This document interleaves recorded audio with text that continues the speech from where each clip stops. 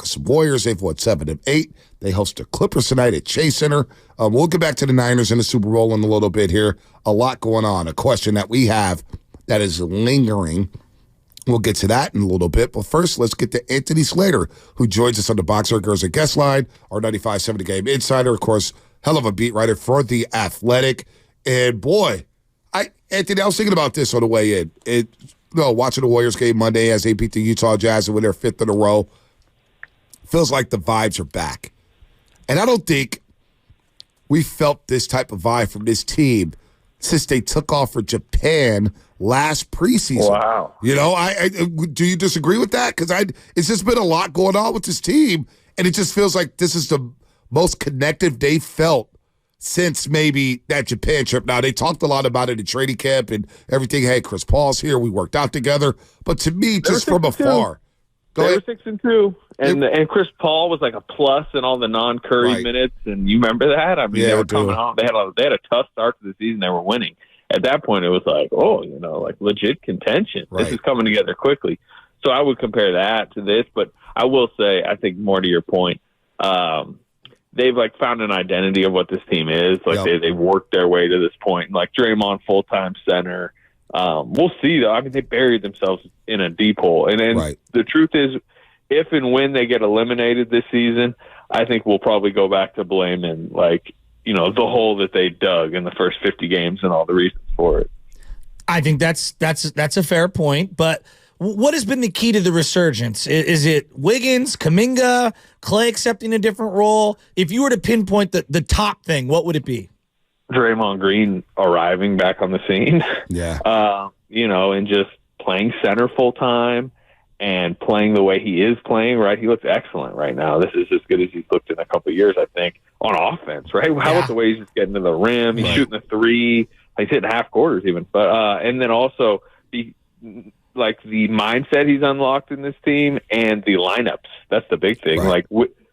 3 weeks ago, a month ago, we were talking about how Wiggins and Kuminga, not only can't play together, you guys were asking me, are they going to have to pick one or two at the deadline? And it felt like one of the two. And it felt like, yes, they were going to have to. And they were probably going to have to, they were going to have to pick Kuminga.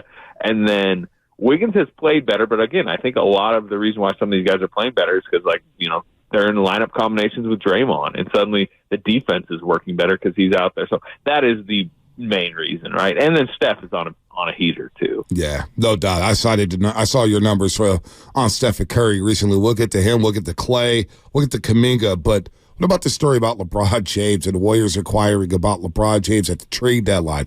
What's your takeaway from that? And if talks did get serious, does this set something up for the future between the Warriors and LeBron James, Anthony? I'll just say this. The Warriors have been on the search for a potential number 2 next to Steph. I think they kind of know that that's the area in the pecking order that is needed for them to legitimately win a championship. They inquired about Pascal Siakam. I think if they felt like Paul George was disgruntled or Kevin Durant wanted out of Phoenix, I think, a big star wing next to Steph Curry, I think is on the agenda. Now, there's an outside chance that Jonathan Kuminga explodes into one, and that seems like a more realistic thing for me to say than it did a month ago. But of course, LeBron James is the ultimate headline name of headline names. Right. And sure, and he's also the one that at least hinted to the public that he might be slightly disgruntled, heading up to the deadline, because no star wing was available until it was like, hey, maybe, could LeBron possibly be? The answer was no. It is no at this point. But yeah, sure. If he's has wandering eyes in the summer, or if Kevin Durant does, or if Paul George, who's going to be a free agent at this point, unless he signs an extension, does, yeah, I think the Warriors will be in on that conversation because I think they want a legitimate star wing next to Steph Curry. I hadn't considered KD just because of the, hit 'em up track that Draymond Green just dissed out on KD. That can those two coexist? I don't know. But before I even ask that, everyone always says, well, what do you got to give up? What do you got to give up? And I know there'd be some free agency and they've got money coming off and whatnot. Hypothetically, any deal that would be out there, whether it's a sign and trade or not, is Kuminga exempt from that deal, or is it deal by deal as to whether he would be thrown in? It's deal by deal. It's superstar by non-star, right? I'm talking superstar. I think Kuminga's name now is at this point is only in the conversation if there is an absolute, 1A, 1B type guy. And there are not many of those guys, right? It's a short list, right? Hey, Nikola Jokic is available. Hey, Giannis is available. And then everybody's in the conversation essentially, right? Except for Steph. So, but like Alex Caruso, Kelly Olynyk, no. Jonathan Kuminga is not in the conversation. Well, what about a LeBron James? Yeah, I mean, it's LeBron James. So again, I'm not sitting here trying to like report anything or like getting this aggregated. Like this is just, it's just the facts of the world. It's the facts of the business. Like yes, to answer your question, he would be in those conversations.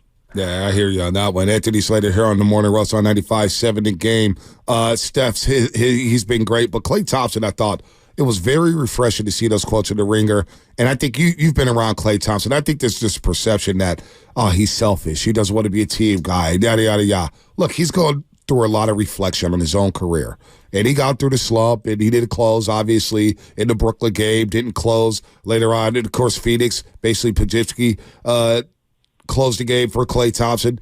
But Klay Thompson talking about accepting a new role and aging and saying, hey, I want to remain with this organization. What was your big takeaway from that, Anthony? Yeah, I think Klay has Klay's mostly just like really he's wanted to get back to his old form, and I think it's what fueled him so much during the rehab. 941 days. That is such a long time. That is the time he went from one NBA game to the other, and I think part of what got him through that was a belief that he'd get back to the mountaintop. And I think what was such a tease for him the whole time was, remember the game he got hurt on? We all do. Right? Game 6 against the Raptors.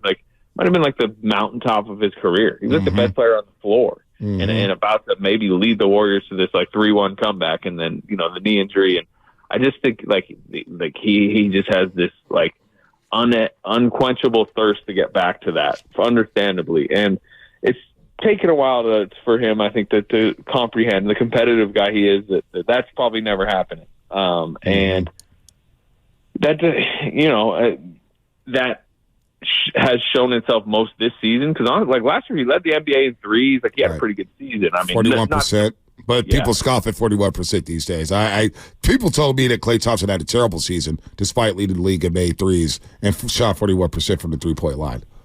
Yeah, he had a bad Lakers series, very bad. He knows that, and it frustrated him this summer, and it fueled him to I'm going to come back and answer those critics. And a lot of superstars are like this. Russell Westbrook, who I used to cover, who now has really accepted kind of this next stage of his career at the Clippers. But for a long time, his biggest strength, his ultimate competitiveness, what makes him so tough on the court, it was also his biggest weakness at time, right? He's always calling his own number. He's always, gonna pick himself to take the game-winning shot, even if Kevin Durant's on his team. That's Klay kind of has that a little bit. His answer to struggles are I'm going to lean into me. And now he's at the stage where I think he is kind of slowly accepting maybe this next stage of his career, and we'll see, because we say that, but he might get trigger happy tonight, and suddenly he's 22 shots because he hit the first 3. Anthony, obviously Podziemski's been playing really good basketball right now. You get GP2 back, and he looks great. What happens when CP3 comes back? How does this thing shake down? I think Chris Paul runs the non-Curry minutes, which are usually around 14 a game. We'll say if Steph's at about 34 minutes where they like him at.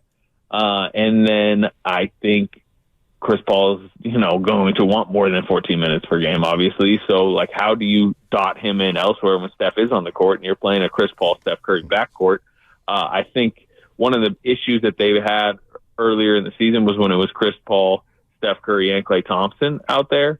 So I think it might be tough to put that trio out there. So maybe as Klay Thompson's minutes kind of get shaved, you could see lineups on certain nights where it's Steph, Chris Paul, but then it's Wiggins, Kuminga, Draymond, something like that, where he's in the Podziemski spot. It's where Podziemski has played. But it's night to night. I do think Chris Paul probably is going to have to accept certain games where it is only, his minutes are in the teens. And, other people on the team are going to have to accept nights when Chris Paul's minutes are 28, 30 because he's playing well and kind of running the show well. So it's going to be, I would say it's going to be a traffic jam rotationally. Yep. But at the same time, Chris Paul's still not coming back till after the All-Star break. like, we know how the NBA works. Like, 2 other guys might be out by then. I mean, you're not just going to have your full complement rotation, for the rest of the season. And that's the sad part about sports, right? And injuries. It's very interesting to see if he eats into Podziemski's minutes, who's become a fan favorite. And you see what he's been doing recently, closing games for the Golden State Warriors, closing halves. So that'd definitely be intriguing there as Shasky almost chokes here on the microphone. Anthony, you got to see this, man. He's about to die, right? Knock on wood, man. He's not about the Chris Paul minutes. No, he's just so in. He's so in on LeBron James that he doesn't want to hear anything else, man. He's just like, he's going crazy right now. I thought he was just thinking back to like that overtime and the 3rd and 4, and he just had a flashback. You don't need to. Yeah, well, you don't need. Yeah, I was impersonating the Niners. I just choked. You couldn't wait for that one, Andy. It's Stephen Curry. You cited his numbers. A guy shooting 49% from 3. During this 11-game surge or whatnot? I don't know. The guy's ridiculous. I mean, it just never gets old. Saturday night happens against Phoenix. He hits a 29-foot bomb to win the game. Of course, Utah, he goes crazy in the fourth quarter. Stephen Curry is not – it doesn't seem like he's ever going to slow down. Like, he's a tick-off here and there, but, gosh, the offensive efficiency at the age that he's at, it's unbelievable. Yeah, he looked pretty fatigued if you go back to, like early January. He was having some really kind of tough shooting stretch, really over the course of like a 3-4 week period. And then they got 9 days off. It was like for tragic reasons. And the team was going through something emotionally at the time. Steph certainly was, obviously after Dahan's passing. Right. But, Steph Curry's body got 9 days off in the middle of the season. It was basically an all-star break for the body. And then, the 11-game stretch is since they came back from that paused part of the season, he's got like 7 threes a game at like 50% essentially, which is an insane stretch. So I think it's because the body's feeling really good, and then from an emotional mindset standpoint, I think he's invigorated by how the team looks. Yep. When you are trying to drag a team to just even get anywhere near 500, and it doesn't look like there's much of a future as a competitive team, that can kind of be depressing from a basketball perspective. Right now, nothing about what the Warriors are doing is depressing. So I think that kind of jolts him to life. I mean, you look at the Utah game the other night, he wasn't very good, like for 3 quarters. Right. But he also didn't expend much energy, right? Because they're winning. He's feeling good on the bench. Other guys are kind of going off. Kuminga's been big for him. I just think what Kuminga does, the paint points they're getting, they just have like 50-plus paint points in like 10 straight games, something like that. And then suddenly, boom, he hits 5 threes in the fourth because he's just like, he's not, dragging. And he leads them over the finish line. So, yeah, he's in a really good place right now. Hey, you mentioned another all-star break. Yeah, no doubt. You bring up the pay points, Anthony, and the balance offensively. Yeah, they're not taking as many threes. And to your point, that's due to J.K. driving to the rack. Andrew Wiggins seems reinvigorated. And the Warriors are rolling right now. Big game tonight, although it lost a little luster with Kawhi Leonard being out. It's just the second or third time they played the Clippers. Second time, right, Anthony? No, third. They played him 2 times, both in L.A. No. One in Chase, one in L.A. They beat him they beat him at Chase, right? Beat him at Chase, and then they lost that Saturday afternoon game where they led the entire game. Exactly. Yep. Now, what I will say on tonight, because I have heard a few people like, the Kawhi loss, and it obviously is a huge loss for the Clippers, but it's like James Harden, Paul George, Westbrook's kind of like rejuvenated, like they Zubac. It's a big game. It's not a walkover game tonight. No, it's still a huge game. Huge game for the Warriors to keep it rolling here before a quick flight to Salt Lake City and the All-Star break. Anthony, good stuff, man. I'll see you at Chase later on tonight. All right, fellas. Anytime. Anthony Slater here on the Morning Roast on 95.7 The Game.